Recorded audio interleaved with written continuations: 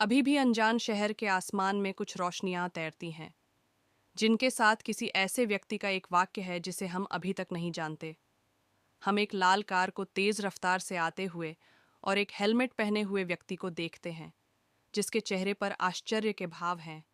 वही लाल कार पहले देखे गए हेलमेट पहने हुए मोटरसाइकिल चालक से टकराती है और उसके दाहिने तरफ से उसे टक्कर मारती है। टक्कर के बाद मोटरसाइकिल और व्यक्ति दोनों दूर जा गिरते हैं, जबकि एक प्रकार का हार नीचे एक अलग फ्रेम में उछल जाता है। व्यक्ति सिर के बल जमीन पर गिरता है, जबकि मोटरसाइकिल उसके सामने थोड़ी दूर जाकर गिरती है। हमने लाल कार के चालक को मोटरसाइकिल चालक को कोई सहायता प्रदान किए बिना घटनास्थल से जाते हुए देखा। अपने अंतिम प्रयासों के साथ उसे याद आता है कि उसने अपना जीवन कैसे जिया था।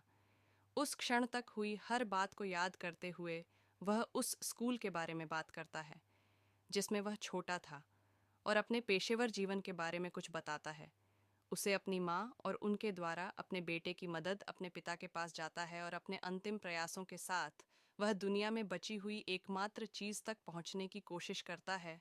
जैसे ही वह उस वस्तु को छूने में कामयाब होता है, हम कुछ प्रकाश की किरणों को देखते हैं जो पहले की तुलना में अधिक शक्तिशाली होती हैं। अचानक हम एक नए स्थान पर चले जाते हैं, जहां लंबे बाल और सफेद लबादे वाला एक आदमी अपने बिस्तर पर लेटा हुआ दिखाई देता है। आदमी अपनी आंखें खोलता है और अपने हाथों को देखकर आश्चर्य करता है कि वह दुर्घटना में कैसे बच गया। उसे यकीन है कि वह उस समय मर चुका था। उसका दिमाग किसी अन्य व्यक्ति की यादों से भर जाता है। हम डिस्कवर का नाम शोई है। हम एक जोड़े को हमसे बात करने के लिए आते देखते हैं, जो कुछ देर बाद सिरदर्द के साथ उठते हैं। गहरे रंग के कपड़े और बंधे हुए बाल वाला एक आदमी हमें बताता है कि एच 3 दिनों से सो रहा था। जबकि वह अपने बिस्तर पर कराह रहा था, उसका पेट गुड़गुड़ाने लगा। जबकि बैंगनी कपड़े में एक उदास चेहरे वाली महिला अपने परिवार के घर में भोजन की कमी पर टिप्पणी करती है। वह बंधे हुए बाल वाले आदमी से पूछती है कि क्या उसे अभी भी बंगदा नाम के व्यक्ति के बारे में कोई खबर नहीं है। हमारा नायक हमें इस चरित्र का परिचय विचारों के बुलबुले के माध्यम से देता है कि यह व्यक्ति कौन हो सकता है। बंगदा ने लोहे और नमक पर एकाधिकार कर लिया, और हम कह रहे हैं कि उसे एक उत्तम तलवार बनाने के लिए उनकी आवश्यकता थी, जिसे एक पुजारी द्वारा आशीर्वाद दिया जाएगा।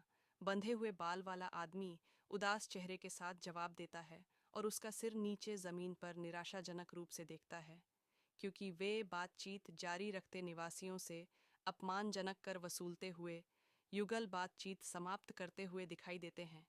जबकि बंधे हुए बाल वाला व्यक्ति महिला से यह पूछते हुए घर से बाहर निकल जाता है कि वह उसका ख्याल क्यों रखे। हम उस स्थान का एक सामान्य दृश्य देखते हैं जो दीवारों से घिरा है। कुछ इमारतें और पत्थर के ब्लॉक से बनी सड़क के चारों ओर वस्तुएं हैं।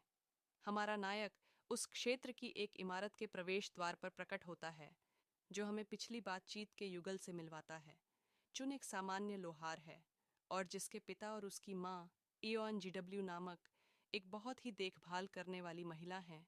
वह हमें अपने बड़े भाई चोहुक और अपनी छोटी बहन चोयान को भी दिखाता है, जो इन सब पर विचार करते हुए उसके सिर में प्रवाहित ज्ञान की मात्रा पर टिप्पणी करता है, जबकि उसके पास अपनी पिछली दुनिया से कुछ भी नहीं बचा था।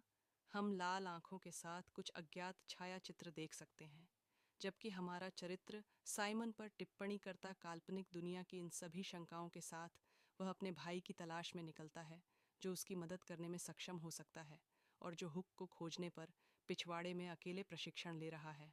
उसे पता चलता है कि उसका भाई वास्तव में मार्शल आर्ट में बहुत अच्छा नहीं था। एक योद्धा के रूप में उसकी क्षमताओं पर संदेह करते हुए वह अपने भाई को फ़ोन करता है, उसके पास लौटता है और पूछता है कि क्या वह बेहतर महसूस कर रहा था। क्यों जवाब देता है कि वह ठीक महसूस कर रहा है, और बातचीत जारी रखते हुए पूछता है कि उसने मार्शल आर्ट कहाँ से सीखी। उसका भाई बताता है कि उसने शराब की एक बोतल के बदले में एक सैनिक मित्र के साथ प्रशिक्षण लिया था। और हमारा नायक हमें थोड़ा और दिखाना शुरू करता है कि वह कौन है। हम रुचि नहीं लेते हैं, और सीखते हैं कि मोक्स का भाई पूछ रहा है कि क्या यह वास्तव में सड़क पर कोई अजनबी नहीं था जो एक सैनिक होने का नाटक कर रहा था। हेक एक आक्रामक स्वर के साथ जवाब देता है। वह अपने भाई के बारे में अपनी पहली धारणा बनाना शुरू करता है। दोनों भाई थोड़ी और बात करते हैं, और हुक कुछ महान मार्शल कलाकारों का उल्लेख करता है, जिनकी तुलना उनके जैसे सामान्य लोग कभी नहीं कर सकते। उस दुनिया में चीज़ें कैसे काम करती हैं, इसके बारे में कुछ जानकारी कम से कम जीवित रहने के लिए भाग्य का धन्यवाद करते हुए वह कहता है कि यह लगभग मरने से बेहतर है, क्योंकि वह एक दृढ़ निश्चयी नज़र से आगे बढ़ता है। वह कहता है कि आज मैं क्यू के रूप में अपना जीवन शुरू करता हूँ और मैं 2 महीने बाद जीवित रहना सुनिश्चित करूँगा। हमें अपने नए दैनिक जीवन के बारे में कुछ और बताता है। विवरणों में से एक ये है कि उसके पिता कभी-कभी कुछ पैसे लेकर घर आते हैं और महीने के दौरान खाने के लिए कुछ चीज़ें खरीद लेते हैं। एकमात्र चीज़ जो वह जानता है वह ये है कि कुछ रईस समय-समय पर अपने पिता से मिलने आते हैं और उनके परिवार को पता नहीं है कि वह समय-समय पर यह पैसा कैसे प्राप्त करते हैं। रात के खाने के दौरान यह पता चला है कि उनके पिता ने जो तरीके अपनाए थे, उनमें से एक, उन्होंने एक अकेले शार्क से 60 सोने के सिक्के उधार लिए थे। उनकी पत्नी उनसे पूछती है कि वे कभी भी उस पैसे को कैसे चुका पाएंगे। दोनों के बीच एक छोटी सी बहस शुरू हो गई। उन्हें चिंता थी कि अकेला शार्क उनके परिवार को मार सकता है।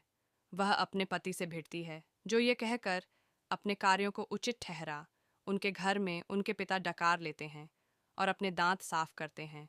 मेज पर गंदगी, उसकी बहन अपनी माँ से कहती है कि वह अपने बाल धो सकती है। वास्तविकता से परेशान होकर हम उसके पिता से पूछते हैं कि वह जानवरों के बाल कहाँ पा सकता है जो बहुत मजबूत होते हैं। उसके पिता जवाब देते हैं कि नंगे बाल उनके लिए काम कर सकते हैं और पूछते हैं कि क्या वह अपने पिछले शिकार से कुछ चाहते हैं। वह मदद के लिए अपने पिता को धन्यवाद देता है और हम एक ऐसे दृश्य में जाते हैं जहां कपड़े में बंधे बालों की एक गेंद दिखाई देती है। अपने खाली समय में वह कुछ पतली लकड़ी की छड़ियों और नंगे बालों के साथ अपने परिवार के लिए कुछ टूथब्रश बनाने का फैसला करता है। वह छड़ियों के एक तरफ बालों को किसी प्रकार के गोंद के साथ चिपकाकर कुछ ब्रश इकट्ठा करता है। उसकी बहन देखती है कि वह क्या बना रहा है और आश्चर्यचकित नज़र से पूछती है कि यह क्या है। वह जवाब देता है कि यह कुछ खास नहीं है। उसे घर वापस जाने के लिए कहता है, जिससे उसका आश्चर्यचकित चेहरा एक नाराजगी में बदल जाता है। 3 घंटे में 250 टूथब्रश बेचने के बाद वे 500 चांदी के सिक्कों के लाभ से बेहद खुश हैं। और फिर कहानी पाठक को स्थानीय अर्थव्यवस्था से परिचित कराती है। 500 चांदी के सिक्के 5 सोने के सिक्कों के बराबर होंगे और कुछ गणना करने के बाद वह अपने पिता से कहता है कि अगर हर कोई मदद करे तो वे एक दिन में 3000 ब्रश बना सकते हैं।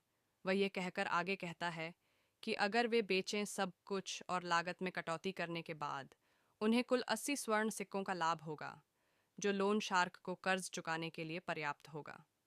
घर लौटकर और अपने परिवार के साथ खबर साझा करना, उसकी माँ बेहद खुश है और हर कोई उत्पादन में एक साथ मदद करते हुए दिखाई देता है। परिवार का शत्रुतापूर्ण और दुखद माहौल, जिसे अध्याय 1 के दौरान पारिवारिक तर्क में प्रस्तुत किया गया था, अब मौजूद नहीं है। हर किसी को एक साथ देखा जा सकता है। आप एड को बेहतर भविष्य की उम्मीद के साथ माल के उत्पादन में मदद करते हैं, लेकिन अगली सुबह जब वे बाजार में लौटते हैं तो वे विश्वास नहीं कर सकते कि वे उनके सामने क्या देखते हैं। वे सड़क के किनारे स्टॉलों पर कई लोगों को उन्हीं टूथब्रश को बेचते हुए देखते हैं जिन्हें उन्होंने कुछ सुधारों के साथ बनाया था। व्यापारियों में से एक बताता है कि उसका ब्रश लोहे की कोर में सेट है, जो ब्रश को लकड़ी के मुकाबले 2 से 3 गुना अधिक समय तक टिकेगा।